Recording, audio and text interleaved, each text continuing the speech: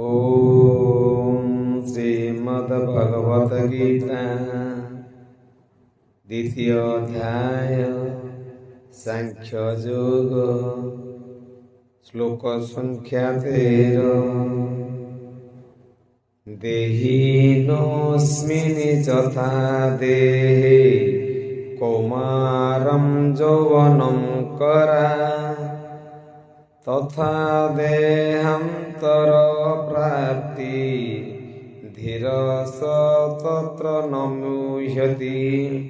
अतः जेपरी देही अर्थात जीवात्मा ए देहरे बराबर बाल्यावस्थार यौवन अवस्था और यौवन अवस्थार वृद्ध अवस्था प्राप्त हुए, सेहीपरि मृत्युरे से अन्य एक शरीर प्राप्त हुए।